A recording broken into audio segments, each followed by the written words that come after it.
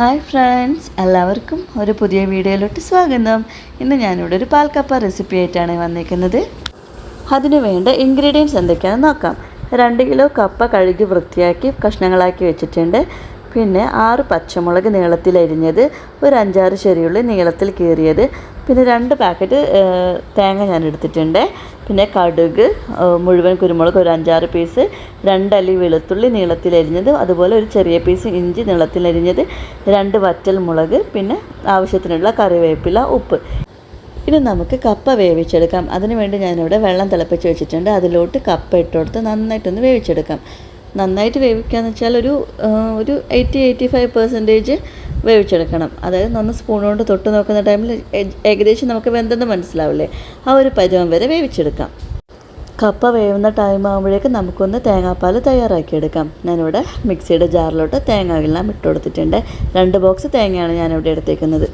നമുക്കൊന്ന് കപ്പ വെന്തോ എന്ന് ചെക്ക് ചെയ്ത് നോക്കാം. നല്ലോണം വെട്ടി പതക്കുന്നുണ്ട് കേട്ടോ. ഈ ടൈമിൽ നമുക്കൊന്ന് നോക്കാം അത് കറക്റ്റ് വേവാണോ എന്നുള്ളത്. അതിനുവേണ്ടി ഞാനിവിടെ ഒരു സ്പൂൺ ഉപയോഗിച്ച് നോക്കുന്നുണ്ട്. ഓക്കെ, എനിക്ക് മനസ്സിലായി, ഇത് കറക്റ്റ് വേവാണെന്ന് മനസ്സിലായി. നമുക്കിത് ഓഫ് ചെയ്ത് വെള്ളം വാരാൻ വേണ്ടി മാറ്റി വെക്കാം. കപ്പയെല്ലാം ഞാൻ അരിപ്പപാത്രത്തിലോട്ട് മാറ്റി വെച്ചിട്ടുണ്ട് വെള്ളം വാരാൻ വേണ്ടി. വെള്ളം വാരിയതിന് ശേഷം കപ്പയെല്ലാം ഞാൻ വീണ്ടും ആ പാത്രത്തിലോട്ട് തന്നെ ഇട്ട് കൊടുക്കുന്നുണ്ട്. അതിനുശേഷം ഞാനിവിടെ 2ാം പാലൊഴിച്ച് നന്നായിട്ടൊന്ന് കപ്പ വേവിച്ചെടുക്കുകയാണ്. ഈ ഒരു 2ാം പാലിൽ നിന്നിട്ട് വേണം കപ്പ നന്നായിട്ട് വെന്തുടയാൻ വേണ്ടി. ഇനി നമുക്കതിലോട്ട് വേണ്ട ഇൻഗ്രീഡിയൻസും കൂടെ ചേർത്ത് കൊടുക്കാം. ഞാനിവിടെ ചെറിയുള്ളിയും പിന്നെ പച്ചമുളകും ആവശ്യത്തിനുള്ള ഉപ്പും കൂടെ ഇട്ട് നന്നായിട്ട് വേവിച്ചെടുക്കുന്നുണ്ട്. ഈ ഒരു ടൈമിൽ തന്നെ നന്നായിട്ട് നമുക്ക് ഈ 2ാം പാലിൽ കിടന്നിട്ട് തന്നെ കപ്പയൊക്കെ വെന്തുടയണം.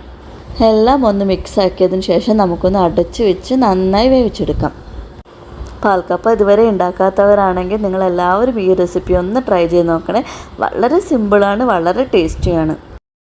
നമുക്കിപ്പോൾ ഈ ഒരു പരുവത്തിലാണ് കേട്ടോ കിട്ടിയിരിക്കുന്നത്. ഇത് നന്നായി വെന്തുടഞ്ഞിട്ടുണ്ട് 2ാം പാലിൽ കിടന്നിട്ട്. ഇനി നമുക്കിതിലോട്ട് 1ാം പാലും കൂടെ മിക്സ് ചെയ്തൊന്ന് സെറ്റാക്കിയെടുക്കാം. ഇനി ഇതിലോട്ട് നമുക്ക് കട്ടിപ്പാൽ, അതായത് 1ാം പാലും കൂടെ ചേർത്തൊന്ന് വേവിച്ചെടുക്കാം. 1ാം പാൽ ഒഴിച്ചതിന് ശേഷം നന്നായിട്ട് വേവിക്കേണ്ട ആവശ്യമില്ല കേട്ടോ. ജസ്റ്റ് ഒന്ന് ചൂടാക്കി കിട്ടിയാൽ മതി. ഇതെല്ലാം കൂടെ ഒന്ന് മിക്സ് ചെയ്തതിന് ശേഷം നമുക്കൊന്ന് ചെറിയ തീയിൽ വെക്കാം. ഇനി നമുക്കതൊന്ന് അടച്ച് വെച്ച് ഒരു 5 മിനിറ്റോളം മതിയാവും. അപ്പോഴേക്കും ഇതെല്ലാം ഒന്ന് സെറ്റായി വരും. ഈ 1ാം പാലും കപ്പയും കൂടെ ഒന്ന് മിക്സായിട്ട് വരും. അപ്പോഴേക്കും നമുക്ക് എന്ത് ചെയ്യാം, ഇതിന് വേണ്ട വറവ് തയ്യാറാക്കാം. ഇനി നമുക്ക് വറവിനായി ഇവിടെ ഒരു പാന് ഞാൻ വെച്ചിട്ടുണ്ട്. ചൂടാവുന്ന ടൈമിൽ അതിലോട്ട് അല്പം ഓയിൽ ചേർത്തെടുക്കാം. ഒന്ന് കടുകിട്ട് പൊട്ടിച്ചെടുക്കാം. ഇനി നമുക്കതിലോട്ട് വെളുത്തുള്ളിയും ഇഞ്ചിയും അരിഞ്ഞു വെച്ച ചെറിയ ഉള്ളിയും കടുകും വറ്റൽമുളകും കറിവേപ്പിലയും ചേർത്ത് നന്നായി ഒന്ന് വഴറ്റിയെടുക്കാം. കരിഞ്ഞു പോവാതെ വറുത്തെടുക്കണേ. അങ്ങനെയെല്ലാം നമ്മളിവിടെ നല്ല രീതിക്ക് വറുത്തെടുത്തിട്ടുണ്ട്. ഇനി അത് നമുക്ക് പാൽക്കപ്പയുടെ മുകളിലോട്ട് ഇട്ട് കൊടുത്തതിന് ശേഷം നന്നായി ഒന്ന് മിക്സ് ചെയ്തെടുക്കാം.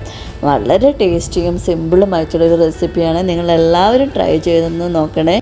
നമുക്കിനി ഇതൊരു സെർവിങ് ഡിഷിലോട്ട് മാറ്റാം. വാവ്, അങ്ങനെ നമ്മുടെ പോക്ക ബാർ എന്ന പാൽക്കപ്പ ഇവിടെ റെഡി ആയിട്ടുണ്ട്. അപ്പോൾ ഇനി അടുത്തൊരു വീഡിയോയിൽ കാണുന്നവരെ എല്ലാവർക്കും tata, bye bye, see you. ഇന്നത്തെ ഈ കുഞ്ഞു വീഡിയോ ഇഷ്ടപ്പെട്ടെങ്കിൽ എല്ലാവരും ലൈക്ക് ചെയ്യുക, ഷെയർ ചെയ്യുക, കമൻറ്റ് ചെയ്യുക, സബ്സ്ക്രൈബ് ചെയ്യുക.